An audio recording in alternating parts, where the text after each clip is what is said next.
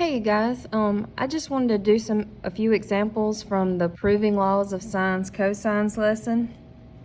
First, if you haven't written down these formulas in your notebook, I 100% suggest it. We use the law of sines for angle, angle, side angle, and side, angle triangles. I think in your lesson online, they write these flipped, the sine of A over A, the sine of B over B, and the cosine of C over C. But I'm old school. This is the way I learned it, so this is what I'm going to use. It doesn't make a difference. If you have a proportion, then the reciprocal of that proportion is also true, so it's all good.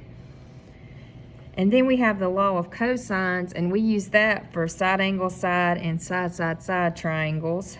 And here are those formulas. I'm not going to read those to you.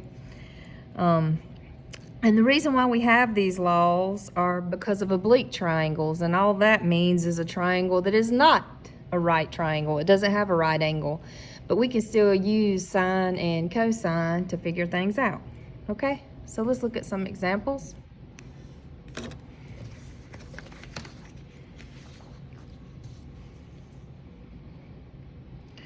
All right, the first one says in triangle ABC, if the measure of angle A is equal to the measure of angle C, and the measure of angle B is beta, and that's an acute angle, and BC equals X, write an expression for the length of side B. All right, so I always draw these things. Obviously, we don't really know what it looks like, so it's just a sketch. It's just for you, so it doesn't matter. All right, well, that's going to be my triangle ABC. All right, and it says the measure of angle A is equal to the measure of angle C. So these two angles are congruent. We don't necessarily know what they measure. We just know they measure the same thing. The measure of angle B is beta, and it's an acute angle, and I have it drawn as an acute angle. BC is X. Well, let's pause for just a minute.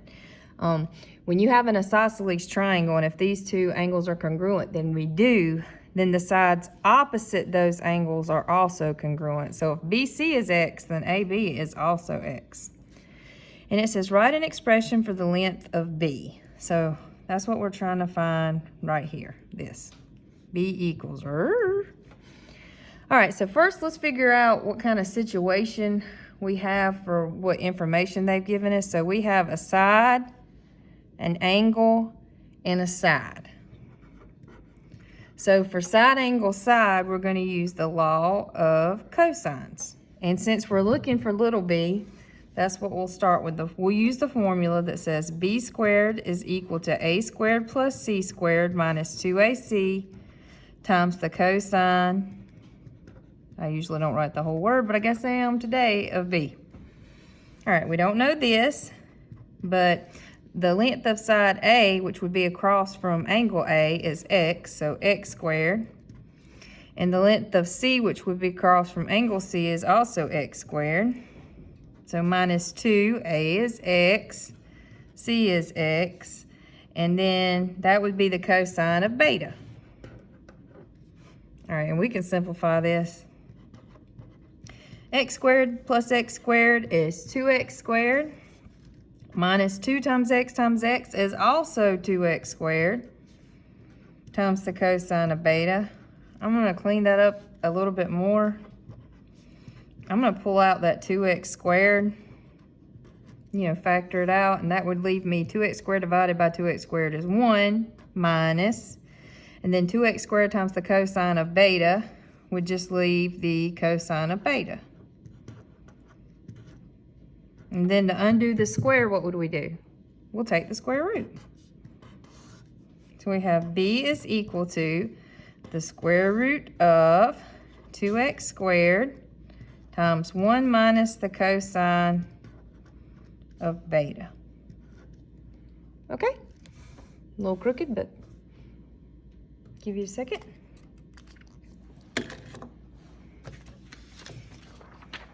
Let's look at another one.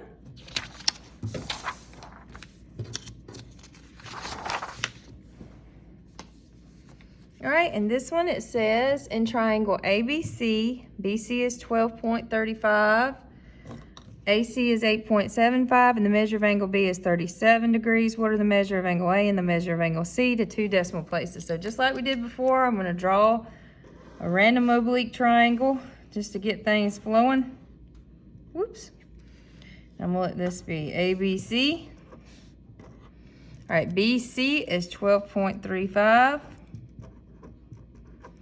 AC is 8.75. And the measure of angle B is 37 degrees. All right, so what kind of situation do we have going on here? We have a side. It never fails. We have a side, and an angle. Make sure you don't write those letters the other way. So side, angle. When we have a side, angle situation, we're going to use law of sines. All right, so let's start with what we have both of. We know that we can use B over the sine of B, so 8.75 over the sine of 37 degrees is equal to, and then we have A, and we would do over the sine of A. And we can figure out angle A. All right, so let's get what we want to know on a side by itself.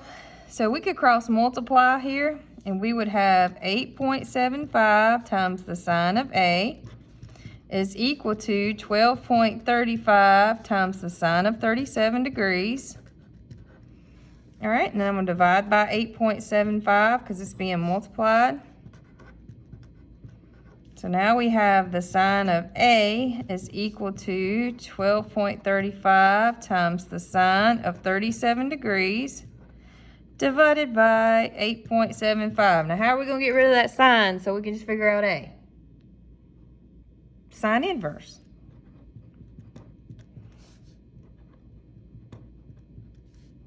So cancel, cancel.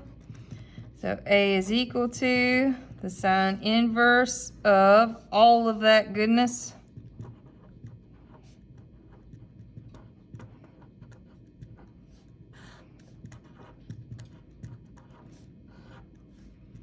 All right, and now we are definitely gonna put this in the calculator, which I totally forgot again, so give me just a second.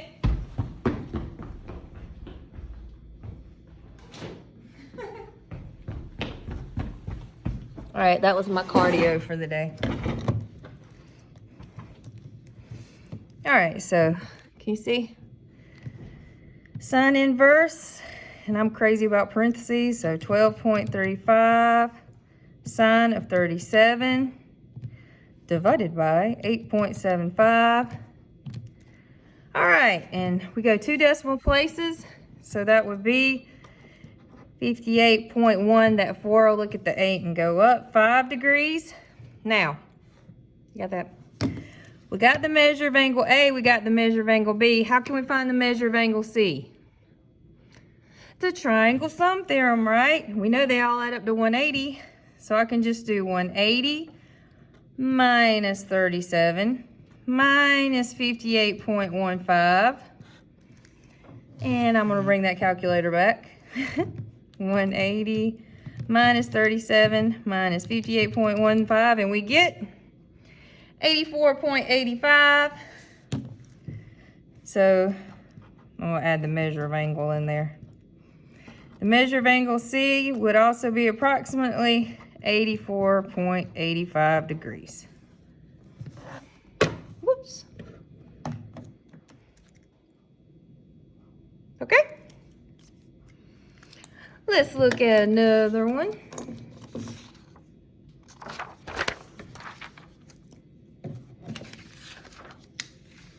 And you guys, this lesson just kind of scratches the surface of these 2 laws. It says, which law would you use to find the missing information? All right, so we have a side, and an angle. Now, we just talked about this. Don't go back peeking. Which one would you use for side, angle? You would use law of sines.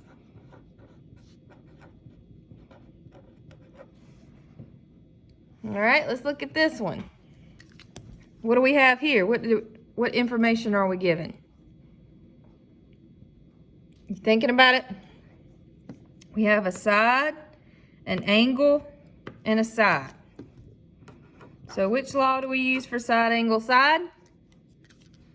That would be law of cosines.